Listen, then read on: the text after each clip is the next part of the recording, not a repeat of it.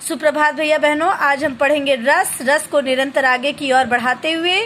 अब तक हमने जाना कि रस क्या है, रस की आवश्यकता जो है हिंदी साहित्य में क्या है। बिल्कुल एक नया विषय जो हमें अपने 10वीं कक्षा में पढ़नी है, लेकिन ये जो शब्द है ये हम इससे बिल्कुल भी परे नहीं है, क्योंकि रस का प्रयोग हम हमेशा से करते आए हैं। लेकिन किसके अर्थ में?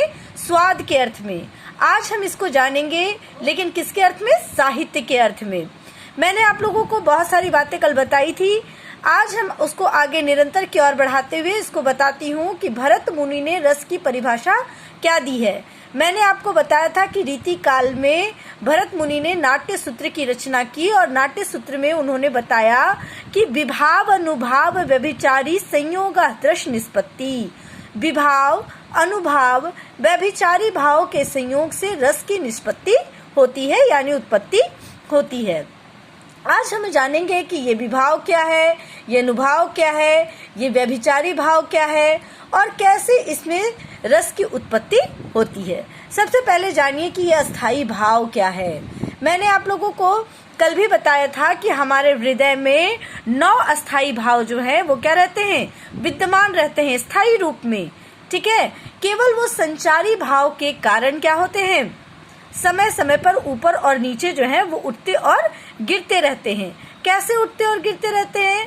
तो मान लीजिए कोई हमसे कुछ कह देता है तो हमें क्या आता है? बड़ा क्रोध आ जाता है। तो क्या हम सबसे क्रोध करते रहते हैं? दिन भर क्या क्रोध ही करते रहते हैं? नहीं, हमें क्रोध आता है और कुछ समय के बाद हम सामान्य स्थिति में आ जाते हैं। कोई हमसे कुछ कहता है, हंसने की बात हुई, हम अनायास ही हंस देते हैं। तो क्या सारा दिन हम हंसते ही रहते हैं? नहीं ना, कुछ समय जब हंसी की बात हुई हम हंस दिए और उसके बाद फिर हम सामान्य स्थिति में चले आते हैं। तो ये किसके कारण? ये अस्थाई भाव के कारण। ये 9 रस जो है, शोक, घृणा, प्रेम, उत्साह, शौर्य, हास, है ना, ये अस्थाई रूप में हमारे हृदय में रहते हैं। केवल समय के अनुसार वो क्या होते हैं? ऊपर और नीचे उठते और गिरते रहते हैं। तो ये किसके कारण ऊपर और नीचे उठते गिरते रहते हैं? तो इस संचारी भाव के कारण। आइए अब हम जानते हैं कि संचारी भाव क्या है। क्या कहता है कि संचारी भाव भी प्रत्येक मनुष्य के मन में उठने गिरने वाले मनोभाव हैं। ये अस्थाई न होकर क्षणिक होते हैं। जैसे जैसे मैंने अभी आप लोगों को बताया, यही संचारी भाव के कारण हमारे हृदय में क्या होते रहते हैं? परिवर्तन होते रहते हैं। जैसे मैंने अभी अभी कहा कि मान लीजिए यदि आप कोई घृणित वस्तु देख लेते हैं तो न्यास आपके मन में क्या होती है? घृणा उत्पन्न हो जाती है। तो क्या हम सबसे घृणा करते रहते हैं? क्या सारा दिन हमें घृणा ही आता रहता है? नहीं, जिस समय हम घृणित वस्तु को देखते हैं उस समय हमारे हृदय में घृणा उत्पन्न होती है, और कुछ समय के बाद हम सामान्य स्थिति में आ जाते हैं। ठीक है, और ये सारे जो भाव हैं वो किसके कारण होते हैं? संचारी भाव के कारण हमारे हृदय में जो ये स्थायी भाव है वो ऊपर और नीचे उठते और गिरते रहते हैं। अब हम जानते हैं कि ये विभाव क्या है। भाव जागृत करने के कारण को विभाव कहते हैं। किसको विभाव कहते हैं? भाव जागृत करने के कारक को। जैसे देखिए कि कहानी या कविता के पात्र, घटनाएं, स्थितियां वे विभाव हैं, जिन्हें देखकर पाठक के हृदय में क्या होते हैं? भाव जागृत होते हैं। पट पर सब कुछ चलते रहता है और जिसको देखकर पाठक के हृदय में भाव जागृत होते हैं वही विभाव है। विभाव को 2 भागों में बांटा गया है, एक आलंबन विभाव और दूसरा उद्दीपन विभाव। आइए हम जानते हैं कि आलंबन विभाव क्या है। तो आलंबन विभाव में क्या कहता है कि पर्दे पर प्रकट मूल विषय वस्तु को आलंबन विभाव कहते हैं। किसको? पर्दे पर प्रकट मूल विषय वस्तु को। ठीक है, जैसे पट पर राधा और कृष्ण के प्रेम को देखकर क्या होते हैं? भाव जागृत होते हैं। आलंबन जो है उसको भी 2 भागों में बांटा गया है, आलंबन और आश्रय। ये आलंबन और आश्रय क्या है?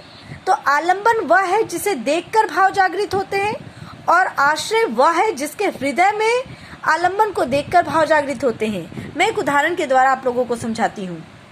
जैसे मान लीजिए कि पट पर राधा और कृष्ण का कोई प्रसंग चल रहा है। ठीक है, उसको देखकर, उसमें जब हम उसको देखते हैं तो जब राधा, भगवान श्री कृष्ण को देखकर राधा के हृदय में जब प्रेम जागृत होता है तो वहाँ राधा क्या है? आश्रय। वहाँ राधा क्या होगी? आश्रय है ना, जिसके हृदय में प्रेम जागृत हो रहा है, और आलंबन जिसको देखकर प्रेम जागृत होता है, जैसे भगवान श्री कृष्ण, उनको देखकर राधा के हृदय में क्या हो रहा है, प्रेम जागृत हो रहा है, तो भगवान श्री कृष्ण वहां पर क्या होंगे, आलंबन होंगे।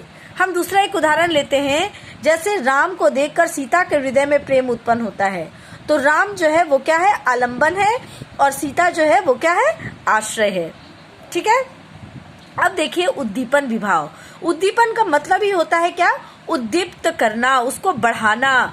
तो कैसे बढ़ाना, आलंबन विभाव को पूर्ण परिपक्व अवस्था तक पहुंचाने के लिए कुछ स्थितियां सहायक के रूप में सामने आती हैं। जैसे देखिए कि अग्नि जो है वो प्रज्वलित होती है ना, लेकिन वो कब और भड़क उठती है, जब हम उसमें घी डालते हैं तो वो अग्नि और तेजी से क्या हो जाती है, प्रज्वलित हो उठती है।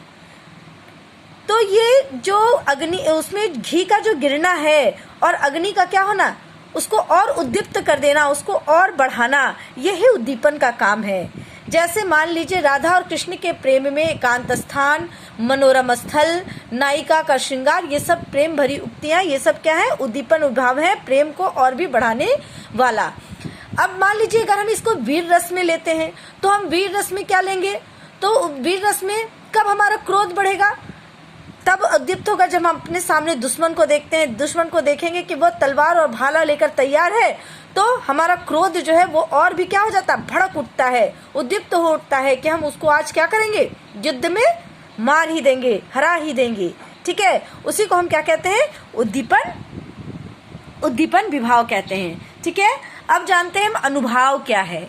आश्रय की चेष्टाओं को अनुभाव कहते हैं, यानी अनुभव करना। जब हम किसी चीज को देखते हैं उसके बाद उसको हम क्या करते हैं, अनुभव करते हैं। जैसे कृष्ण को देखकर राधा का लजाना, आंखें झपकाना आदि अनुभव है। मान लीजिए हम इसको यदि वीर रस में लेते हैं तो अनुभव क्या हो जाएगा कि कृष्ण को यहाँ पे क्या कर रहा है, अनुभव कहता है कि चेष्टाओं को अनुभव कहते हैं। आश्रय की चेष्टाओं को हम देखते हैं कि आश्रय कौन है, जिसके हृदय में आलंबन को देखकर क्या होता है, भाव जागृत होता है, वही आश्रय है ना। तो अगर हम वीर रस में, मैंने कहा कि यदि हम वीर रस में लेते हैं तो जो योद्धा है वो अपने दुश्मन को देखकर, दुश्मन को देख रहा है कि वो क्या है, पूरा गोली बारूद लेकर क्या है, तैयार है। तो इसको देखकर हमारा हृदय जो है उद्दीप्त हो उठता है और हम क्या होते हैं, अपने उसको मारने के लिए आगे की ओर बढ़ते हैं, तलवार चलाते हैं, युद्ध के लिए और आगे बढ़ जाना, वो क्या है, अनुभव है। क्रोध का हम दांत क्या करना, दांत पीसना, उसको देखकर हम क्रोध से क्या हो जाते हैं, दांत पीसने लगते हैं, आंखें एकदम लाल लाल हो जाना, तो वो क्या कहलाएगा, अनुभव। अब हम लोग देखते हैं कि प्रमुख अस्थाई भाव तथा उनके रस कौन कौन से हैं। जैसे मैंने आप लोगों को बताया तो 9 रस है और 9 अस्थाई भाव हैं। श्रृंगार रस, हास्य रस, करुण रस, रौद्र रस, वीर रस, भयानक, विभत्स, अद्भुत और शांत।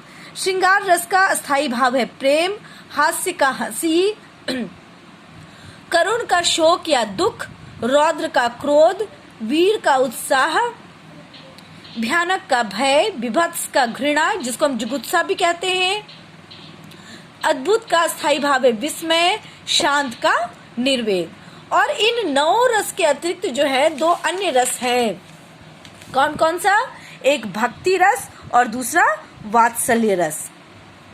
तो कितने रस हुए, 9 रस हुए और 9 रस के अतिरिक्त 2 अन्य रस हैं, भक्ति रस और वात्सल्य रस। हम आगे की ओर पढ़ेंगे, एक एक करके हम पढ़ेंगे कि श्रृंगार रस क्या है, हास्य रस क्या है, करुण रस क्या है, रौद्र क्या है, वीर क्या है, भयानक रस क्या है, विभत्स रस क्या है, अद्भुत रस क्या है और शांत रस क्या है।